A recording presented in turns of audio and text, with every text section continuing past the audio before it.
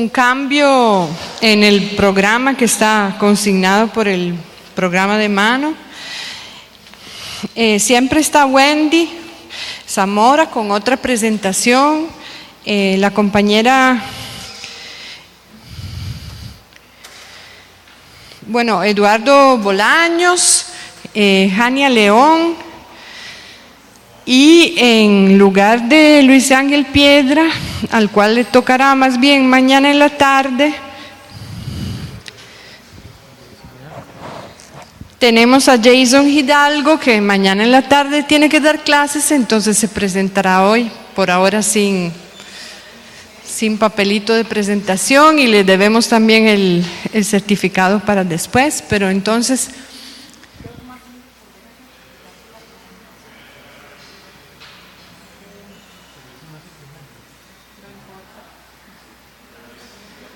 lo importante es usted. No sé cómo podemos acomodarnos.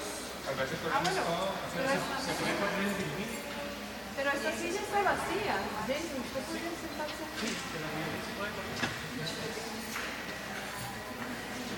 ¿Ve? Listo. Ya, yo había puesto la silla suya. Esa silla no. Ya, pero ya la muchacha.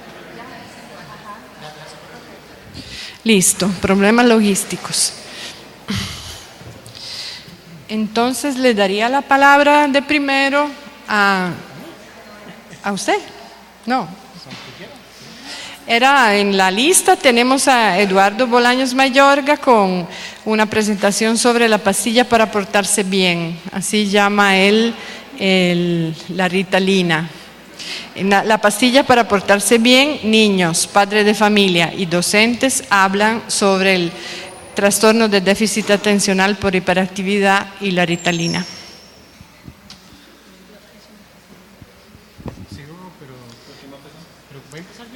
No, va. ¿Sí? En la lista está aquí. ¿Cómo? Va a ser desde aquí, no allá. Sí, desde aquí.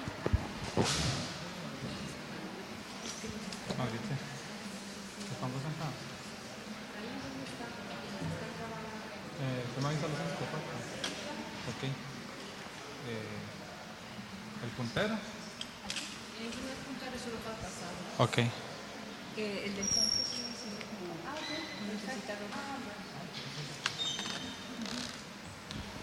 Bueno, buenos días. Muchas gracias por estar acá. Yo les voy a hablar un poco sobre cómo se maneja y cómo se vive en la cotidianidad de las personas esta cuestión del déficit atencional y de la pastilla, la Ritalina, ¿verdad? Que supongo que ustedes tienen algún contacto, han escuchado hablar, ¿verdad? No hay que ser un especialista para saber de qué se trata. Primero empezar diciendo que esta no es una experiencia, ¿verdad? Esta no es una experiencia feliz sobre alguna práctica del enfoque cultural, del enfoque Vygotsky, sino es todo lo contrario. Esto es una materialización de lo que el compañero Ricardo Vaquero nos contaba en la mañana, ¿verdad? De esos enfoques predominantes que se centran en el individuo y en las hipótesis deficitarias, ¿verdad? Y un concepto clásico individual sobre educabilidad. Entonces, esto parte de mi tesis de graduación para licenciatura. Yo soy egresado de la Escuela de Psicología, este es mi proyecto final, que se llama Análisis Crítico del Trastorno por Déficit Atencional con Hiperactividad a partir de los discursos y las vivencias de niños, niñas diagnosticados y diagnosticadas, padres de familia y los docentes de una escuela primaria pública. Particularmente me interesaba lo que sucede en las escuelas públicas, ¿verdad? En esas escuelas llamadas urbano marginales o más bien urbano marginalizadas, ¿verdad? Y algunas de las preguntas claves son: ¿cuál es la construcción discursiva acerca del déficit atencional, ¿verdad? ¿Cómo se entiende? ¿Cómo es traducido el discurso psiquiátrico, el discurso psicológico en la vida de las personas que lidian día a día con esta situación, ¿verdad? ¿Cuál es la vivencia que tienen estos niños, estos padres? ¿Cuáles son las principales consecuencias que esto genera en la vida de ellos y ellas? Y algunas otras preguntas, ¿verdad? ¿Cómo se llevaron a cabo los diagnósticos, ¿verdad? ¿Cómo fue ese proceso de diagnóstico? ¿Qué efectos tiene la Ritalina en estos niños, ¿verdad? Son como dos ejes de investigación. Uno es más biográfico, la vida de ellos, y otro es más como un poco más de cómo se construyen discursivamente estas cuestiones.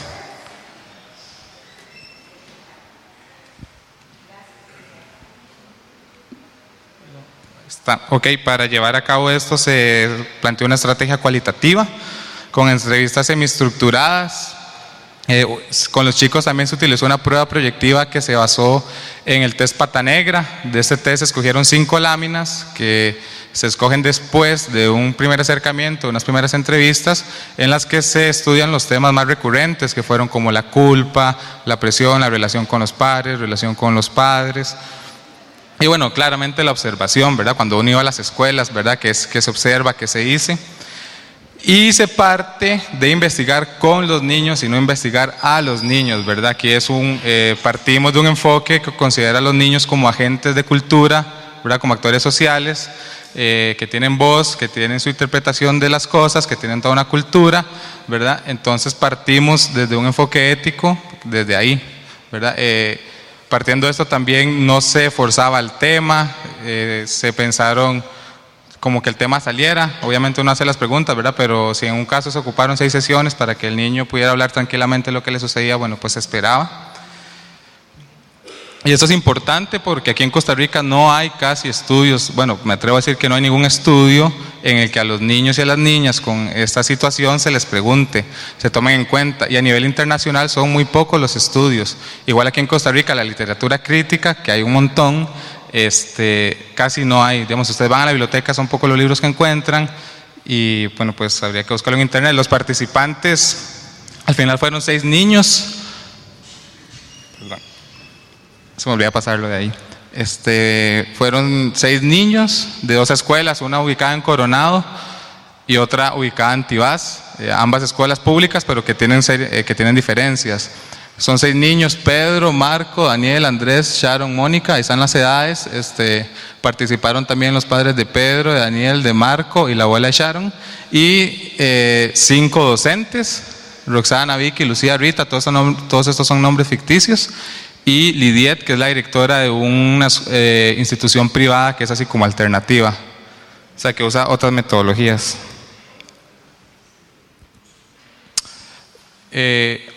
Para contextuar rápidamente, el déficit atencional es uno de los, bueno, ustedes saben que es la categoría psiquiátrica mayormente diagnosticada en los niños, ¿verdad? Que tiene una alta prevalencia. Estamos hablando de un 10%, se dice que un 10% de los niños tienen déficit atencional, pero todo digamos, la construcción epistemológica del trastorno, así como las prácticas institucionales, han sido objeto de fuertes controversias. Las primeras tienen que ver con el DSM-4, ¿verdad? Que es este manual psiquiátrico donde se dice cómo es un niño con déficit, ¿verdad? Y dónde se hacen los diagnósticos. Esos son algunos de los criterios diagnósticos que aparecen en el manual y como ustedes pueden ver son como bastante relativos, ¿verdad? Ahí se habla que es un niño que habla cuando no tiene que hablar o que habla mucho, o incluso se dice que es un niño que parece que tiene un motor en sus piernas, ¿verdad? Entonces son así como unos criterios bastante cuestionables y que el niño con solo cumplir 8 de estos ya puede ser diagnosticado con déficit atencional, ¿verdad? Sin más, sin alguna otra técnica ahí diagnóstica. Resumiendo, estas son algunas de las controversias sobre el déficit, ¿verdad? Hay una falta de evidencia científica, no hay estudios epidemiológicos. Uno siempre lee como en los papers, digamos, o en los artículos que dice que, bueno, el déficit atencional es un trastorno de origen biológico, genético, pero eso todavía está en discusión, ¿verdad? O sea, cuando se presenta así, realmente lo que es una falacia y realmente no hay un consenso científico sobre esto. Hay vaguedad en los criterios del DSM-4, los diagnósticos se hacen súper rápido. Digamos, en los casos de estudio, todos los chicos fueron diagnosticados a la primera sesión y solo con el relato de los papás y de las mamás. O sea, los chicos no hubo una intervención, digamos, integral, no fueron partícipes. Incluso hay un caso donde un niño es diagnosticado sin siquiera ser visto por la especialista. O sea, el niño no fue a consulta, solo con el relato, porque las maestras tienen una escala que son 10 ítems, con eso lo llenan y ya el niño queda prediagnosticado. Entonces este chico, solo con eso, y no solo le mandaron Ritalina, sino también imipramina, o sea, ya el niño sin ser evaluado recibió 2 pastillas. Hay una reducción biológica, hay una hegemonía de la racionalidad psiquiátrica, ¿verdad?, que entiende todos estos síntomas como producto de una genética defectuosa. Hay una sobrediagnosticación, es decir, hay muchos falsos positivos, ¿verdad?, muchos niños que están siendo diagnosticados, etiquetados, ¿verdad?, y sin evaluar otras causas. Y lo más triste de todo esto es que, bueno, al final los niños y las niñas quedan al margen, ¿verdad?, tanto en las cuestiones más prácticas de las consultas como en la investigación. Ok, bueno, estos son dos ejemplos de varios estudios que salieron, como para que ustedes vean que todavía eso está en boga y que hay bastantes discusiones. Este es un libro que publica Oxford, ese que está aquí a su izquierda.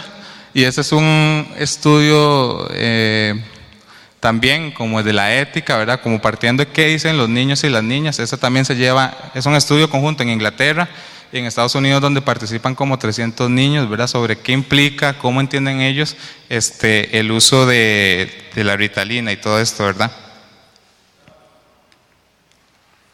Ok, en Costa Rica, de 1990 a 1995, la prescripción de estos psicofármacos aumentó un 500%. Ojo la cifra, ¿verdad? Bueno, es escandalosa, pero pongamos atención a los años. Y aquí Vilma Leandro nos hablaba qué pasaba en los 90, ¿verdad? Un abandono del Estado de las instituciones educativas, ¿verdad? Empiezan las políticas neoliberales más fuertes y hay un gran aumento. De 1996 al 2002, en San José, que es donde más se consume, hay un aumento en un 600% de la pastilla.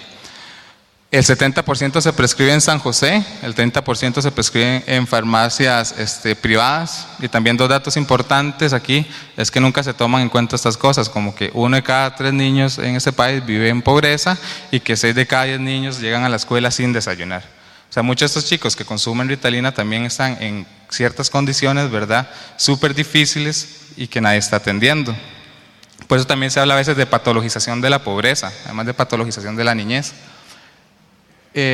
Algunas conclusiones de mi estudio fue que, bueno, la perspectiva con la que se evalúa el déficit atencional es una perspectiva individual, medicalizadora, es decir, que entiende los síntomas como problemas, como enfermedades mentales, y individual, ¿verdad? Aquí es esta concepción de educabilidad como el sujeto, ¿verdad? El sujeto es el que tiene el problema, hay algo malo en él. Esto es lo que también han llamado como hipótesis deficitarias, ¿verdad? Que bueno, en un texto aquí de Vaquero habla que ante el fracaso escolar, ante el fracaso masivo, pueden haber 3 tipos de hipótesis. Unas que se enfocan más como en las condiciones sociales de los niños, donde vienen los papás, que también pueden devenir en estigmatización. Otras más, que es lo que tal vez uno sería más simpatizante, ¿verdad? Esta cuestión de la interacción, ¿verdad? La situación social de desarrollo. Y otras que son centradas en el alumno, que es justamente lo que pasa aquí. No se evalúa nada más que al niño, y además de eso se le evalúa mal. Me quedan 5 minutos.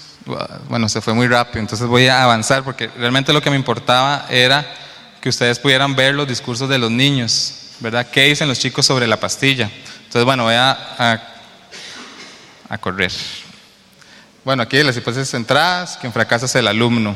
Entonces, lo que les iba a explicar un poco, porque realmente es un tema muy amplio, es por qué aceptamos, aunque los papás no tienen información, casi no pueden decirle a usted qué es el déficit, no tienen información de cómo se llevaron los diagnósticos.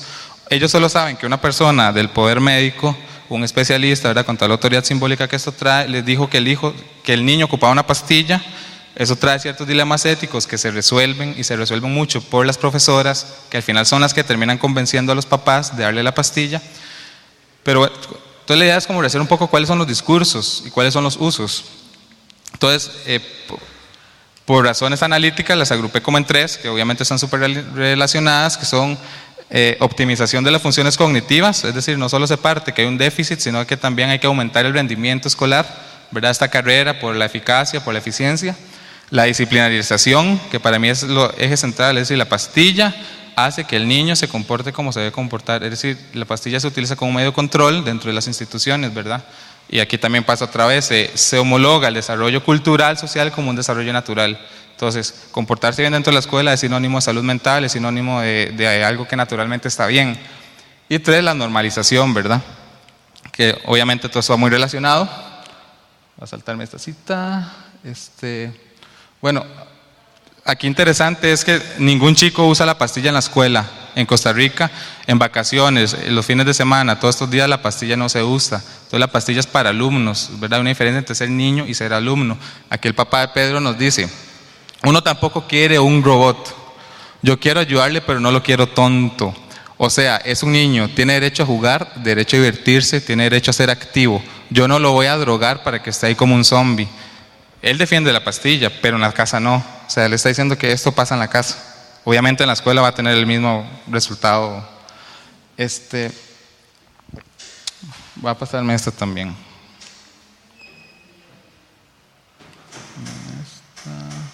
Bueno, aquí Daniel dice como esta cuestión de tranquilizarse, que se la dan para tranquilizarlo, que a veces en la escuela no se la dan, pero que cuando la maestra ve que se está inquieto, sí se la da. Hay un uso súper irregular de la pastilla. Aquí, y yo creo que todo esto viene en portarse bien. Entonces, los papás de Daniel dicen que en primer grado él vino con 25 boletas. Es un niño que presentaba muchas dificultades. 25 boletas, primer grado. Esa es la razón por la cual al niño le empiezan a dar la pastilla, que la pastilla lo que hace es eliminar los síntomas, nada más. Daniel, él mismo dice, hoy no me he tomado la pastilla, es que hoy me he portado bien, entonces no me la da. ¿Y cómo te portás si un día no te tomas la pastilla? Un poquito mal, pero a veces me porto bien. Andrés dice, ya no me porto mal y ya no me quiero comer la Ritalina. Yo sé que yo me comporto bien. Todos estos chicos quieren dejar el medicamento por un montón de razones. Sobre Pata Negra, ¿por qué el cerdito toma la pastilla? Marcela dice, para que se porte bien. Andrés otra vez dice, la Ritalina es una pastilla que nos dan a nosotros. Yo le pregunto, ¿quiénes son nosotros? Yo y un compañero. ¿Y para qué se la dan? Para quedarnos queditos en el aula, poner atención, portarnos bien. Pedro nos dice, a veces mi mamá se le olvida darme la pastilla y sí me porto bien. De hecho, hoy no me la dio y vea, estoy bien portado. Y sobre Pata Negra dice, a Pata Negra se la tenían que dar porque si no hacía loco. Esos son chicos que también todos estos discursos tienen efectos en su subjetividad, ¿verdad? Ahora, ¿cómo definen ellos portarse bien o portarse mal? Entonces, portarse bien, como ustedes ven ahí, está muy relacionado como una ética al trabajo, ¿verdad? A estas formas de hacer política en todas las escuelas, y es quedarse callado, trabajar rápido, no hablar y no desobedecer o no enfrentarse a la profesora. Y portarse mal sería lo contrario, tanto docentes como padres como niños ven en esto como la principal razón para dar la pastilla, ¿verdad? Y obviamente, si no dan la pastilla, creen que su hijo va a fracasar. Ya. Bueno, ahí quedaron muchas cosas, ojalá puedan preguntar. Gracias.